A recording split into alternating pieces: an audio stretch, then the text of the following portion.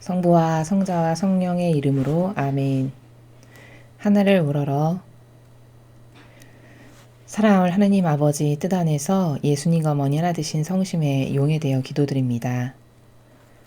사랑하는 아버지, 저희들이 지난 시간 동안 아버지께 올바르게 화답드리지 못했던, 그리고 아버지께서 가르쳐주신 계명에서 벗어나 살았던 모든 순간을 회개하고 뉘우치며 또 반성하고 배상과 보속의 기도를 바쳐드립니다. 또 아버지의 뜻을 거스르는 변질된 세력에 끊임없이 맹종하고 맹신하며 그 악과 하나 되어 아버지의 그 성심을 매일 아프게 드리는 이 모든 죄악을 저희 사명과 저희 제자들과 십자가 사도지기 또한 배상과 보속을 드리오니 너그러이 받아주시옵소서. 또한 사랑하는 아버지, 이 나라와 이 교회는 아버지께서 지난 70여 년의 건국의 역사를 통해 그 짧은 기간 안에 얼마나 많은 은총과 사랑과 자비를 베풀어 주셨는지를 망각하고 모두가 사욕과 욕망에 눈먼 도둑과 강도가 되어 아버지의 이름을 팔아다가 아버지께서 사랑하시는 자녀들을 속여 예수님이 말씀하신 바와 같이 도둑과 강도로 모든 그 아버지께 마땅히 바쳐드려야 될 권한과 사랑과 그 모든 아버지의 것을 탈취하는 그런 도둑과 강도들이 되어버렸습니다.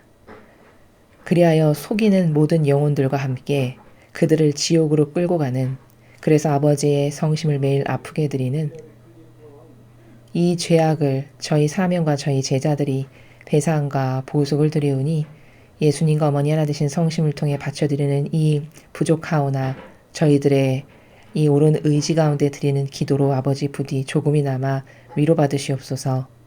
그리고 대한민국에, 그리고 미국에, 또 아버지께서 사랑하시는 인류의 자녀들에게 자비를 베풀어 주시옵소서. 이 모든 기도 우리 주 예수 그리스도의 이름으로 기도드리나이다. 아멘. 성부와 성자와 성령의 이름으로 아멘.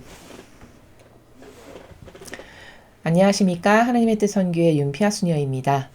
오늘도 하느님 아버지께서 우리들에게 주시는 성경 말씀 여러분들과 함께 학습해 보도록 하겠습니다.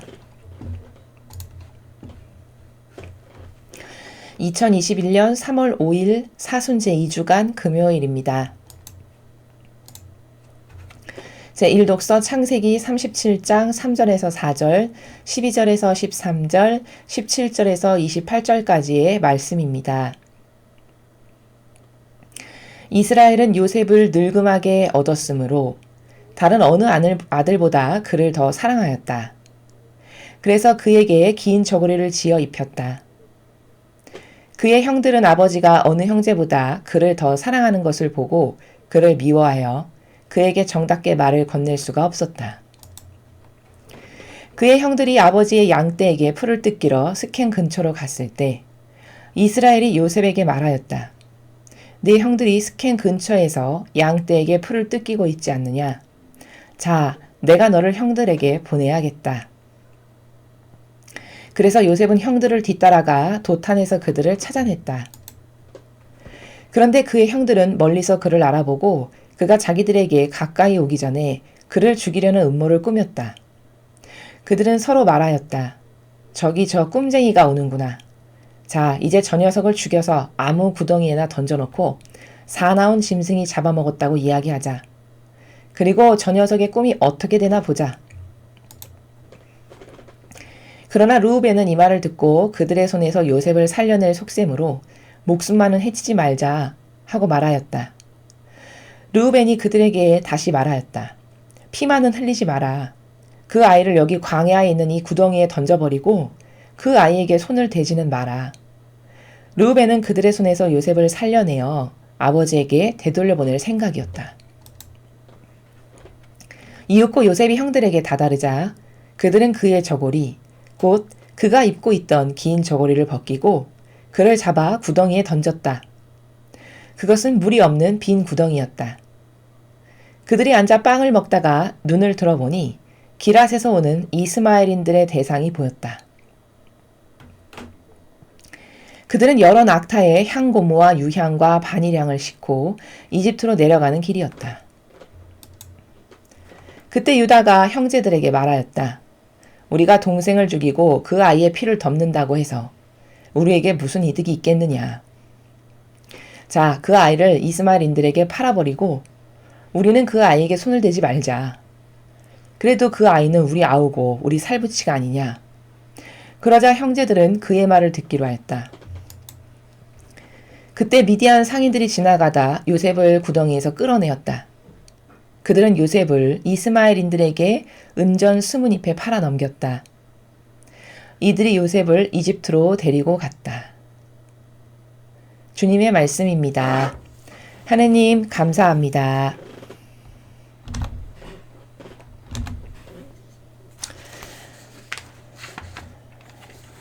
자, 오늘 여러분께서 저와 함께 읽으신 이 일독서는 여러분이 익히 친숙하게 다 아시는 그 이제 야곱의 12아들 중에 그 요셉을 이제 형들이 시기 질투하고 미워해서 결국에는 그 동생을 지나가는 미디안 상인들에게 팔아 넘겨버리게 되는 그런 사건을 함께 읽으셨습니다.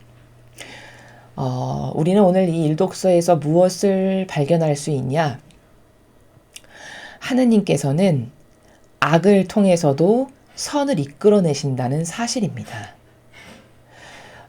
요셉과 같은 상황에 만약에 우리가 처했다면 우리 인간은 보통의 경우는 어떻게 생각을 하나? 자신의 인생을 한탄하거나 좌절하거나 절망하거나 난 어떻게 이렇게 운이 없고 내 인생은 왜 이렇게 비참하지? 뭐 이런 생각을 하겠죠. 즉 저주받았다라고 생각하기가 쉽습니다. 이런 상황에 처해 있으면. 그리고는 그 다음부터는 하나님을 외면하거나 버리거나 정반대의 삶을 살거나 뭐 이런 삶을 살아가게 될 것입니다. 그런데 놀랍게도 하느님 아버지께서는 성경의 이 부분뿐만 아니라 다른 많은 부분들에서 공통적으로 발견되는 것이 무엇이냐면 이렇게 고통 가운데서도 이런 악 가운데서도 선을 이끌어내시는 그런 위대하신 아버지시다라는 겁니다. 사람의 생각으로는 상상할 수 없는 방법으로 보통 인간의 그 한계적 범주는 어떤 A라는 사건이 있으면 이거는 B라는 결말을 얻겠구나 이렇게 범주가 어떤 예측이 되지만 하느님께서 인류를 통치하시거나 다스리시거나 혹은 한 영혼을 통해서 어떤 역사하시는 방법을 보면 그것은 상상을 초월하는 우리가 이렇게 하면 이 정도면 되지 않을까라고 우리의 생각 범주를 뛰어넘는 방법으로 역사하시고 다스리시고 어떤 은총도 주시고 하신다는 것을 알 수 있습니다. 자연법적인 관점에서 오늘 일독서의 이야기를 읽으면 참 요셉 불쌍하다. 어떻게 인생이 저렇게 억울하게 그것도 아무 잘못도 없이 그것도 남도 아닌 피부치인 형들에게 저렇게 팔아넘겨가서 저렇게 많은 고생을 할까? 이렇게 생각하지만 사실은 이 사건은 축복의 시작이었음을 우리는 알고 있죠. 요셉이 이렇게 이집트로 팔아넘겨져서 가게 된 것은 사실 야곱 가문을 축복하시기 위한 하느님의 계획이었음을 절대 요셉은 이 당시에 알지 못했을 겁니다. 이 형들도 마찬가지고 야곱도 마찬가지고. 그러나 실제적인 우리는 이제 이 내용을 다 알고 있으니까요. 실제적으로 결론을 다 알고 있는 우리가 이 내용을 보았을 때 확인할 수 있는 것은 사실은 가장 인자가 훌륭했던 하느님 보시기에 가장 바르고 인자가 좋았던 요셉이라고 하는 한 영혼을 통해서 그를 이집트에 미리 데려다 놓으심으로써 나중에 이스라엘이 가뭄이 들고 기근이 들어서 먹을 것이 없고 아주 힘들어질 때 요셉을 통해서 그 야곱이라는 집안 전체를 구하고 오히려 풍요롭게 잘 살게 하고 건져주시는 하나의 도구가 된 역할을 한 게 요셉이다라는 것을 우리가 확인할 수 있습니다. 우리는 보통 어떤 고통이 나에게 다가오거나 역경이나 참 견디기 힘든 어떤 좌절이나 이런 게 있으면 하느님은 나를 미워하시나 봐. 나는 참 운도 없지. 나는 왜 이렇게 남이 가지 않은 이런 힘든 고통이 나는 왜 이렇게 많지? 이렇게 생각해서 그런 오해 때문에 하느님이 주시고자 하는 축복이나 은총이 무엇인지를 보지 못하고 그 순간에 반향을 잘못하는 바람에 많은 경우에 아버지께 오히려 모욕을 드리는 경우가 굉장히 많습니다. 근데 우리는 이 이야기를 다 알고 있듯이 요셉은 자신의 처지가 이렇게 비참했는데도 불구하고 하느님께 한결같았습니다. 반향을 굉장히 올바르게 잘했어요. 그 이집트에 팔려간 그 순간까지도. 거기서 아무도 없이, 연고 하나 없이 그 남의 땅에서 살아가는 그때도 굉장히 하느님께 올곧게 반향을 잘했고 정직해서 왕의 눈에 들게 돼서 결국에는 이집트의 제상의 자리에까지, 나라에서 두 번째 가는 자리에까지 오르게 되죠. 바로 이게 뭐냐? 하느님의 섭리, 다스림이라는 것은 이렇게 우리가 생각하는 그 범주 안에 계시지 않다. 또 아버지는 이렇게 악한 것 가운데서도 얼마든지 선을 이끌어내실 수 있는 분이시기 때문에 우리가 깨달아야 될 것은 내 환경이나 처지가 어떻든지 간에 지금 나의 현실을 절대 비관하거나 낙담하거나 좌절해서는 안 된다. 분명히 그 모든 나에게 닥치는 여러 가지 여건이나 환경은 이유가 있어서, 이렇게 요셉에게 지금 역경이 닥쳤지만 이건 사실은 축복을 위한 전초 단계였음을 우리는 알죠. 그러나 그 인생을 맞닥뜨려서 살았던 이 형들이나 요셉은 이 당시에는 몰랐을 거라는 겁니다. 요셉도 이후에 고백을 하게 되죠. 이제 형들을 다 불러들이고 아버지까지 이제 이집트로 불러들이게 돼서 막 끌어안고 우는 장면이 나오잖아요. 이제 아버지를 만나서 그 형들도 막 용서를 다 해주고, 그러면서 요셉이 고백을 하죠. 울지 말라고, 이제 미안해 하지 말라고. 이런 일이 있었던 건 다 하느님께서 우리들에게 축복하시기 위해서 우리들을 그 이스라엘의 앞으로 이런 기근이 닥칠 걸 아시고 우리를 축복하시고 은총을 주시기 위해서 나를 여기로 보내신 거다. 이렇게 올바른 관점으로 해석하는 놀라운 요셉을 우리가 보게 됩니다.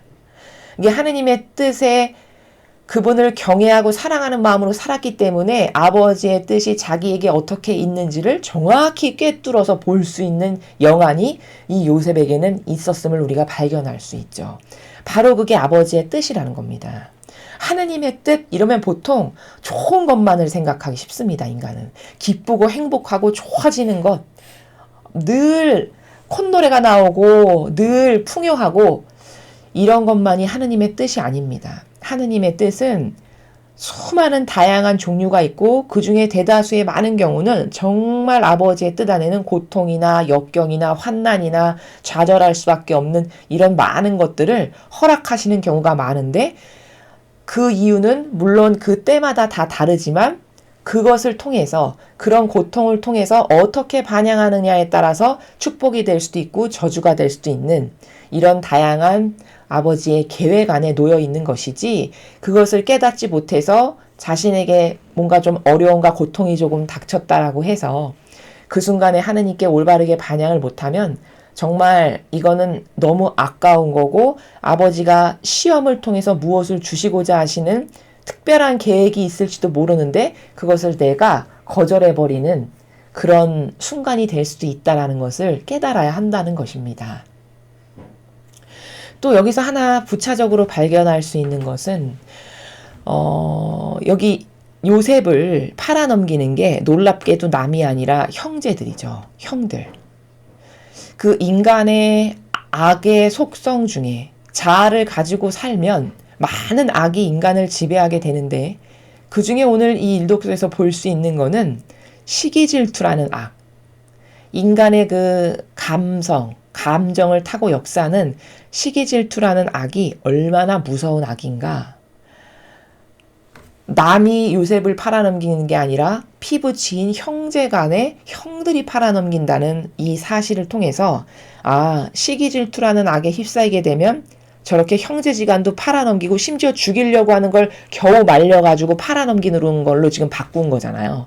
현재 상태가 이 정도로 무서운 악을 서슴없이 저지르게 된다라는 겁니다.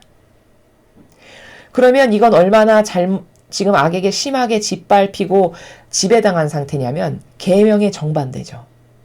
왜냐하면 계명은 서로 사랑하라고 하셨잖아요. 심지어 자기를 배제하고 하느님하고 이웃만을 사랑하라는 게 계명이죠. 그럼 지금 여기 형들은 다 계명에서 벗어난 상태죠. 계명을 지키지 않고 살아가는 상태고, 계명에서 벗어난 상태고, 다시 말하면 하느님하고 하나 되어 있지 않은 상태를 반증하는 겁니다. 악과 하나 되어 있는 상태임을 우리가 여기서 볼 수 있습니다. 근데 그 중에서도 여기 보면 르우벤은 이 요셉을 살려서 아버지에게 돌려보내고 싶었던 마음이 있어서 혼자 도모하지만 그것을 이루어내진 못하죠. 자기 혼자니까. 그래서 이 형제들 간에서도 선과 악의 세력이 이렇게 극명하게 갈라지고 있음을 또한 우리가 볼 수 있습니다. 누가 하느님께 속한 선의 세력이고 누가 자아에 충직한 종인 마귀의 세력인지를 여기서도 이렇게 드러나죠. 그래서 우리는 오늘 이 일독서를 통해서 하느님께서는 악을 통해서도 얼마든지 선을 이끌어내실 수 있는 위대하신 아버지시고 또 어떤 경우에는 고통이나 그런 좌절이나 절망과 같은 경우를 허락하시기도 한다. 근데 그때 반향을 어떻게 하느냐에 따라서 아버지께서 주시고자 하시는 은총을 받을 수도 있고 반향을 잘못하면 그 기회를 허무하게 놓쳐버릴 수도 있다. 이렇게 볼 수 있는 관점이 있고 또 아버지는 오히려 축복을 주시고자 할 때 이런 고통을 통해서 그것이 축복의 시작이 되게끔 하시는 이런 아버지의 다스림의 섭리 또한 우리가 오늘 일독서를 통해서 볼 수 있음을 여러분에게 말씀드립니다. 계속해서 오늘 주신 복음 말씀 함께 보시겠습니다. 마태오복음 21장 33절에서 43절, 45절에서 46절까지의 말씀입니다. 주님 영광 받으소서. 그때 예수님께서 수석 사제들과 백성의 원로들에게 말씀하셨다. 다른 비유를 들어보아라. 어떤 밭 임자가 포도밭을 일구어 울타리를 둘러치고 포도학을 파고 탑을 세웠다. 그리고 소작인들에게 내주고 멀리 떠났다. 포도철이 가까워지자 그는 자기 몫의 소출을 받아오라고 소작인들에게 종들을 보냈다. 그런데 소작인들은 그들을 붙잡아 하나는 매질하고 하나는 죽이고 하나는 돌을 던져 죽이기까지 하였다. 주인이 다시 처음보다 더 많은 종을 보냈지만 소작인들은 그들에게도 같은 짓을 하였다. 주인은 마침내 내 아들이야 존중해 주겠지 하며 그들에게 아들을 보냈다. 그러나 소작인들은 아들을 보자 저자가 상속자다. 자, 저자를 죽여버리고 우리가 그의 상속재산을 차지하자 하고 저희끼리 말하면서 그를 붙잡아 포도밭 밖으로 던져 죽여버렸다. 그러니 포도밭 주인이 와서 그 소작인들을 어떻게 하겠느냐? 그렇게 악한 자들은 가차없이 없애버리고 제때의 소출을 바치는 다른 소작인들에게 포도밭을 내줄 것입니다. 하고 그들이 대답하자 예수님께서 그들에게 말씀하셨다. 너희는 성경에서 이 말씀을 읽어본 적이 없느냐? 집 짓는 이들이 내버린 돌, 그 돌이 모퉁이의 머릿돌이 되었네. 이는 주님께서 이루신 일, 우리 눈에 놀랍기만 하네. 그러므로 내가 너희에게 말한다. 하느님께서는 너희에게서 하느님의 나라를 빼앗아 그 소출을 내는 민족에게 주실 것이다. 수석사제들과 바리사이들은 이 비유들을 듣고서 자기들을 두고 하신 말씀인 것을 알아차리고 그분을 붙잡으려고 하였으나 군중이 두려웠다. 군중이 예수님을 예언자로 여겼기 때문이다. 주님의 말씀입니다. 그리스도님 찬미합니다.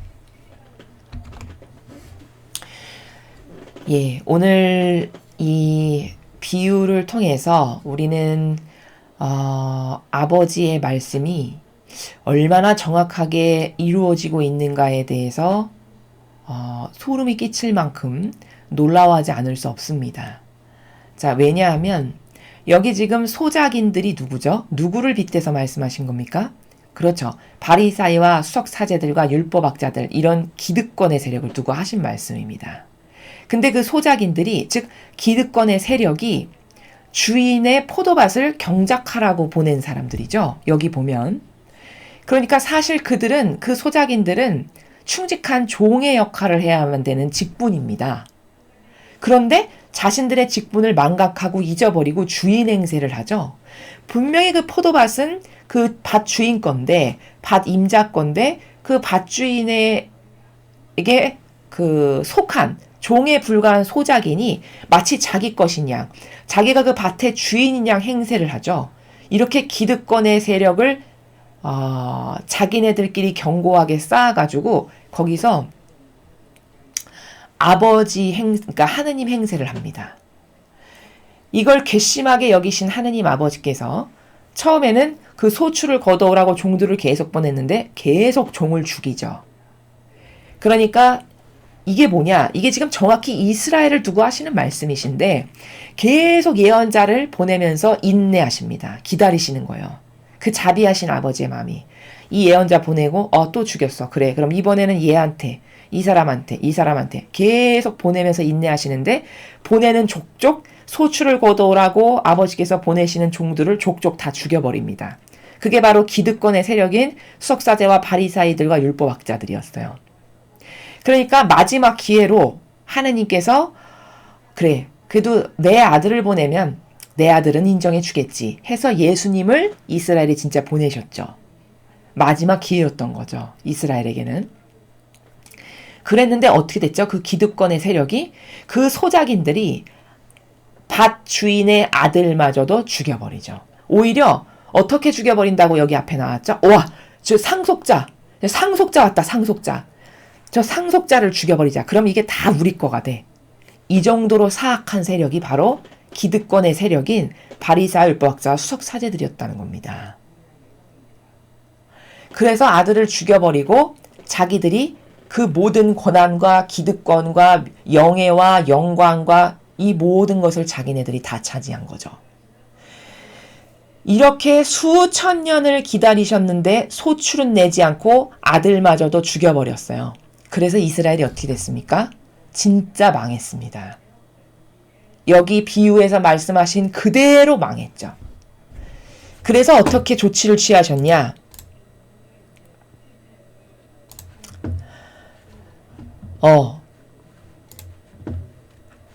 하느님의 나라를 빼앗아서 그 소출을 내는 민족에게 주실 것이다. 이렇게 말씀하세요. 예수님께서.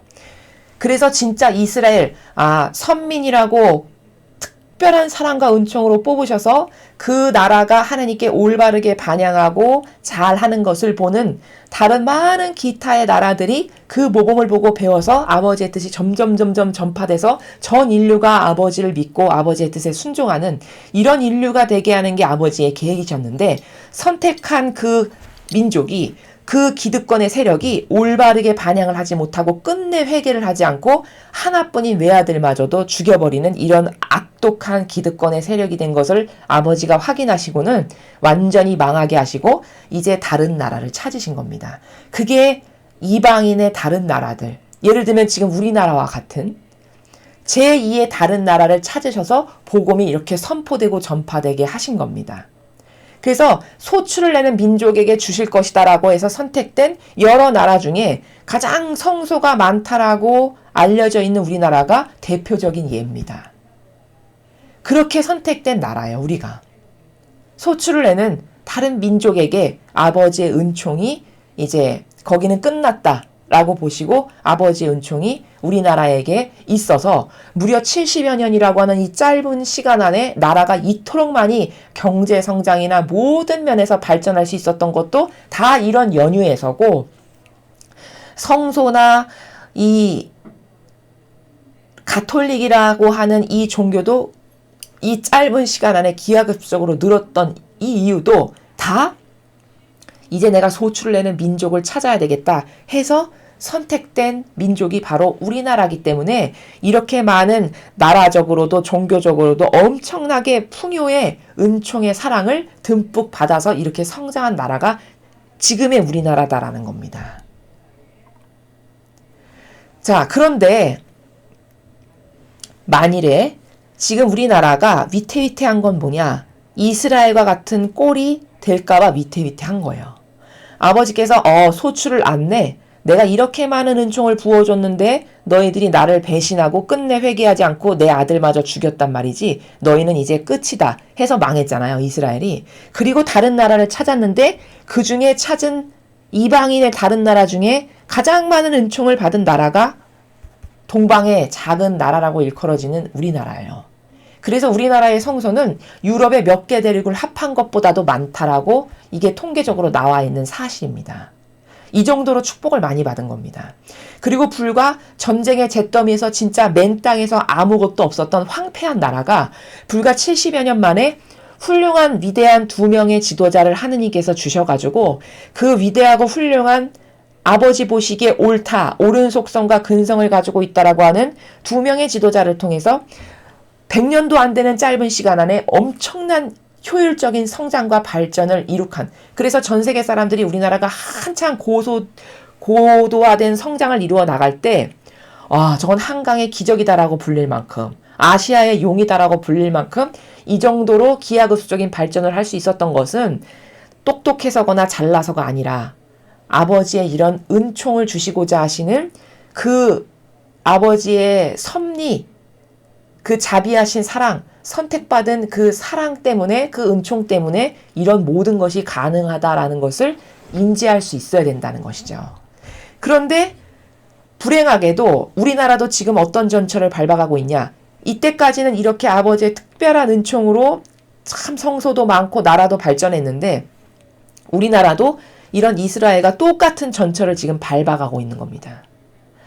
이 이교도의 세력이 기득권의 자기들의 세력을 공고히 해서 소출을 내지 않고, 그리고 오히려 아버지께 사랑을 받고 갈망하고 뭔가 아버지를 알고 싶어서 다가오는 양들을 과거 바리사 율법학자들이 그들을 지옥의 자식으로 만들어서 함께 지옥으로 끌고 갔던 것처럼 똑같은 현상을 지금 반복하는 이런 위태위태한 상황에 처해 있는 게 지금 현재 우리나라의 현실이라는 것입니다.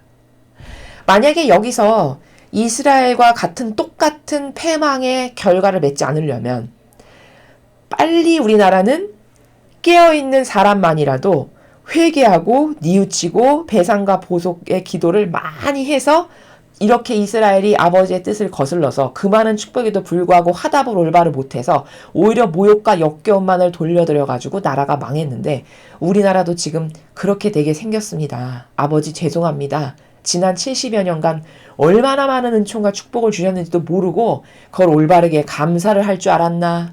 아니면 이 모든 것이 아버지가 허락하신 은총인데 다 사람이 똑똑하고 잘나서인 것처럼 착각하면서 살고 그걸로 인해서 모욕과 역경을 얼마나 많이 드렸으며 아버지의 권리를 올바르게 똑바로 인정해 드리기를 했나? 이런 기타 등등의 수많은 우리가 저지른 죄악들, 또 하느님의 뜻 진리라고 하는 이 진실에만 순종하고 이 진실만을 믿고 여기에만 하나 되어야 하는 것이 옳은 건데 인간의 뜻이 조작해서 만든 제도와 전통, 제2의 바리사이어 율법학자인 이교도의 그 기득권의 세력에 철저히 하나 되고 동조하고 협력함으로써 마치 그 이스라엘 백성이 악하고 하나 되고 타협하고 동조하는 바람에 예수님을 죽여버렸던 이때의 상황과 너무나도 똑같이 흘러가고 있다는 것이죠. 지금 우리나라의 상황이. 여기서 그런 비참한 결과의 열매를 맺지 않으려면 우리나라는 더 늦기 전에 빨리 회개하고 뉘우치고 이 아버지의 상처받으신 마음을 우리라도 깨어있는 아버지에 속한 자녀들만이라도 그 마음의 많은 위로와 사랑을 되돌려드리고 여태까지 받으셨어야 하지만 받지 못하셨던 아버지만이 받으셔야 되는 권리들, 이런 거를 되돌려드리는 그런 회개와 뉘우침의 기도를 철저히 하지 않으면 우리도 그 이스라엘과 같은 전철을 밟지 말란 법 절대 없습니다. 제가 말씀드렸지만 하느님의 다스림의 법칙은 예외의 사항이 적용되지 않아요. 이 진리라는 것은 사람은 고무줄처럼 잣대가 늘었다 줄었다가 내 마음대로 하는 이런 공정과 정의 없는 속성으로 가득하지만 아버지의 공정과 정의는 절대 그렇지가 않습니다. 어떤 정확한 질서와 규칙이 주어지면 그 정확한 질서와 규칙에 의해 모든 것은 균등하게 판단받는다라는 겁니다. 그러므로 과거 이스라엘이 걸었던 그 길을 지금 우리가 똑같이 걸어가고 있는데 그들이 끝끝내 회개하거나 뉘우치지 않아서 결국 나라가 망했죠. 우리나라도 위태한 것이 뭐냐? 지금 이 지경인데도 회개하거나 뉘우치는 지도자가 없어요. 종교 지도자가. 뭐 세상의 지도자는 말할 것도 없고. 그럼 이렇게 계속 가면 망할 수밖에 없겠죠. 이스라엘이 망한 것처럼. 그럼 이때 우리는 뭘 해야 될까요? 살아있는, 깨어있는, 그래서 진리가 뭔지를 알고 정말 아버지께 순종하지 않으면 안 되겠다라고 철저하게 느끼는 소수의 자녀들만이라도 끊임없는 배상과 보속과 아버지께 회개하고 뉘우치는 이런 기도를 자꾸 바쳐드려야 된다는 겁니다. 그렇지 않으면 이 나라도 그렇게 망하지 않으리란 법이 없다는 게 무서운 성경의 진실이고 원리입니다. 우리는 아버지의 뜻에서 벗어나서 그 기득권의 세력에 동조하고 협력하고 하나 되고 맹종하고 맹신한 지가 굉장히 오래됐습니다. 그 모든 아버지만이 받으셔야 될 이런 권리를 올바르게 돌려드리지 않으면, 되돌리지 않으면 정말 비참한 결과를 맞이할 수밖에 없다는 사실을 우리가 정확하게 인식해야 합니다. 그리고 또한 이런 어떤 기득권의 세력이라는 이 세력, 이거는 비단 종교만이 아니라 나라의 정치 세력도 마찬가지입니다. 이런 어떤 기득권의 세력이 나의 사욕과 욕망을 채우기 위해서 이런 리더가 되는 이런 불행한 일이 앞으로는 절대 있어서는 안 된다는 겁니다. 지금까지는 자신의 사욕과 욕망을 채우기 위해서 종교계의 리더여 지도자가 되길 원했고 정치계의 리더여 지도자여 대통령이 되길 원해서 그렇게 많은 국민을 속여서 리더가 됐지만 이제 앞으로 도래할 새천년 왕국 시대에는 절대 그런 사람들이 리더가 되게 해서는 안 된다는 겁니다. 수천 년의 나라가 망한 구약부터 현재에 이르기까지 그 많았던 기세등등했던 제국이 망한 그런 반복적 역사를 보면 그건 한결같이 왜 망했냐? 그 기득권의 세력이 자신들의 사욕과 욕망을 따랐기 때문에 나라가 번번이 망했음을 우리는 지난 역사의 모든 과정을 통해서 확인할 수 있습니다. 그러므로 새천년 왕국이 이미 본질의 나라에선 시작이 됐고 이제 이 지상에서 사실적으로 우리 눈으로 확인해서 가시적으로 정말 새천년 왕국이 왔구나 라고 확인되는 건 이제 불과 몇 년 남지 않았을 텐데 그렇게 새천년 왕국이 왔을 때 그때의 리더와 지도자, 대표들은 반드시 그 누구보다도 희생과 고통을 사랑하기를 영예로 여길 줄 아는 사람, 마치 예수님과 어머니께서 사셨던 그 정신세계의 나라처럼 그렇게 공정과 정의를 위해서, 즉 하느님을 위해서 그리고 맡겨주신 사람들, 대통령이라면 백성이 되겠죠. 종교 지도자라면 나에게 보내신 양들이 되겠죠. 그들을 위해서 희생하는 것을 기쁨이요 영예로 여길 줄 아는 이런 사람들만이 이 새 시대의 리더와 지도자가 돼야 됩니다. 그래야만 망하지 않는 나라가 될 수 있고 그래야만 하느님의 뜻이 다스리시는 나라가 될 수 있고 새 피학교회가 될 수 있습니다.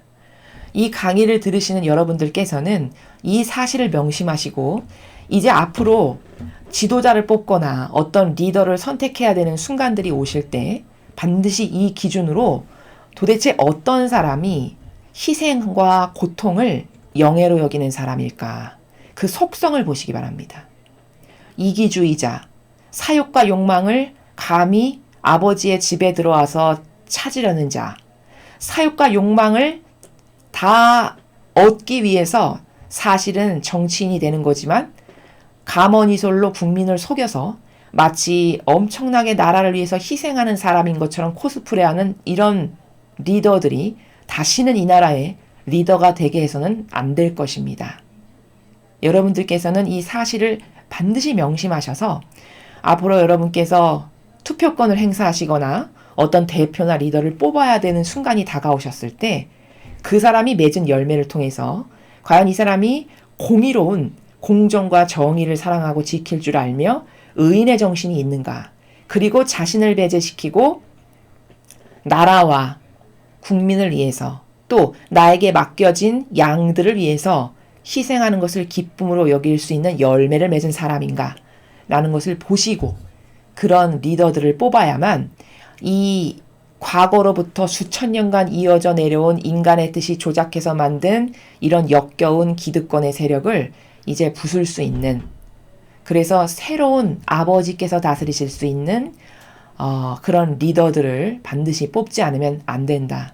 그러면 또 망하는 나라를 계속 이어갈 수밖에 없다라고 하는 이 진실을 반드시 잊지 마시고 마음속 깊이 새기시고 또 그런 결정들을 하실 수 있는 여러분들이 되셨으면 좋겠습니다. 이상으로 2021년 3월 5일 사순 제2주간 금요일 복음 해설을 마치겠습니다. 감사합니다.